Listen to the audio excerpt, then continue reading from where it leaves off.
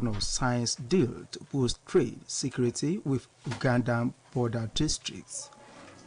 28 dies in Bangladesh cyclone. And now the news in detail. In Nigeria, the federal government has reiterated its commitment towards the introduction of digital policies geared at encouraging and institutionalizing safer internet usage among children across the country. The Director of New Media and Information Security, National Communication Commission (NCC), Dr. Haru Al-Hassan, stated this at a Web Rangers Summit themed Racing Online Safety Superheroes, organized by Public and Private Development Center (PPDC) in Abuja. According to him, the Nigerian Communication Commission and Federal Ministry of Communications and Digital Economy has established computer incident response team and a center to monitor the cyberspace against malicious activities, among others. He, however, called on parents to play major roles in ensuring that the lives of their children when using the internet are protected, adding that the government cannot do it alone. Meanwhile, the Chief Executive Officer, CEO PPDC, Jubril Situ, represented by Head of Communications and Knowledge Management PPDC, Munachi Okoro, said the project is targeted at teenagers in secondary schools who will campaign for the safe use of the internet in their communities. Still on events in Nigeria, the governor of the state of Osun, Mr. Adegboyega Oyetola, has approved the release of the sum of 377,100,000 naira only for the payment of the fourth round of payment of gratuity to the remaining pensioners of primary school extraction. This is contained in a release by the State Head of Service, Dr. Oloboyega Oyebade. According to the statement, the total number of beneficiaries is 1,887, has a gross amount of 377,100,000 naira only.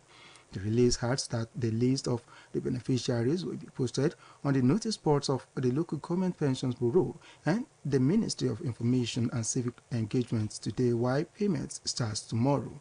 The governor assures workers of the state of giving their welfare the pride of place in his administration. The Central Equatorial State Government and the districts in Uganda's West Nile region, which borders South Sudan, have signed an agreement to bolster trade and peace between the two countries. Report has it that the deal was inked by Governor Emmanuel Haldil Antony, who was on a working visit to Uganda's Yumbe district and Hudu Zane, as well as the resident district commissioner of Yumbe district, who signed on behalf of the West Nile region districts of Moyo, Ajumani, Koboko, and Yumbe. According to a communique, the agreement aims at bolstering trade, deepening efforts to realize and strengthen East African Community (EAC), and promoting peace, security, and stability through the structural prevention of conflict in the region. Governor Hardy said the meeting was to build trust and deny chances to those who would want to exploit the relationship negatively.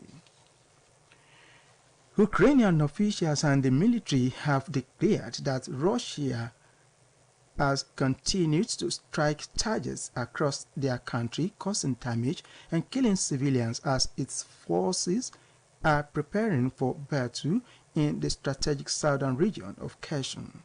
The General Staff of the Ukrainian Armed Forces this morning stated that more than 40 settlements were hit by Russian strikes during the previous day. Regional Governor Valentin Resnigendo explained that Russia has been using a combination of airstrikes, rockets, and missiles to hit Ukrainian and the central city of Dnipro, stating that at least 2 people, including a pregnant woman, were killed in the Russian bombardment. Meanwhile, Ukrainian counter-offensive has driven Russian forces back in the region, where the provincial capital of Kherson has been in Russia's hands since the early days of the invasion 8 months ago.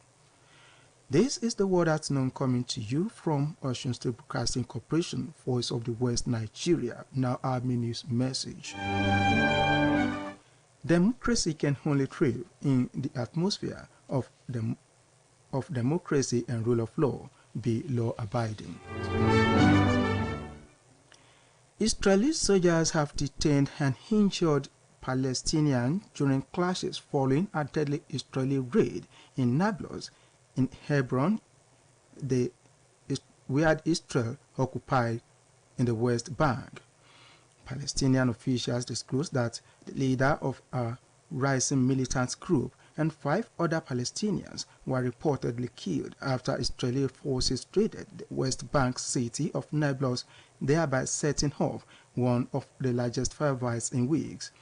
The military said forces, including snipers, soldiers with soda-fired missiles, and sign-birds intelligence agents, were deployed across Nablus, battling dozens of hand fighters as well as people throwing stones and burning tires. In the meantime, the military said 31-year-old Wadi Alou, a Den of Lions leader, who it said was responsible for producing pipe bombs and obtaining weapons for the group, was targeted and killed in the operation. The US, South Korea, and Japan have agreed to further strengthen deterrence to counter North Korea amid growing tension on Korean Peninsula. Local media reported that senior officials of the 3 countries, including U.S. Deputy Secretary of State Wendy Sherman, South Korean First Vice Foreign Minister Cho Yoon, and Japan Vice Foreign Minister Takeo Mori, met in Tokyo and discussed the regional security situation and fears of Pyongyang's 7th nuclear test.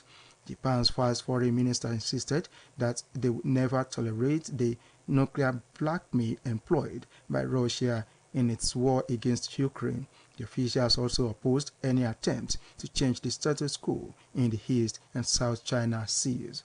Meanwhile, South Korea Defense Minister Lee Jong said their efforts continue to prevent North Korea from additional nuclear tests.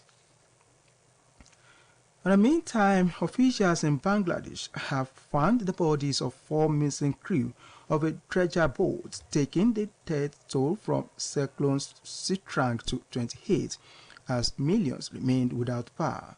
The equivalent of hurricanes in the Atlantic or typhoons in the Pacific are regular menace in the region, but scientists say climate change is likely making them more intense and frequent. Report indicates that nearly 10,000 tin-roofed homes were either destroyed or damaged, and crops on large swathes of farmland were wrecked at the time the country battles flood inflation. Cyclones are a regular menace in the region, but scientists say climate change is likely making them more intense and frequent. And here again are the highlights of the world at noon. In Nigeria, the federal government has reiterated its commitments towards the introduction of digital policies charged at encouraging and institutionalizing safer internet usage amongst children across the country. The Central Equatorial State Government and the district in Uganda's West Nile region, which borders South Sudan have signed an agreement to bolster trade and peace between the 2 countries. Officials in Bangladesh have found the bodies of 4 missing crew of a dredger boat, taking the death toll from Cyclone Sitrang to 28 as millions remained without power. That was the word at noon, edited by Nathaniel Oyegoke. News Talk by Adeoye Popola takes cognizance of the ongoing political campaign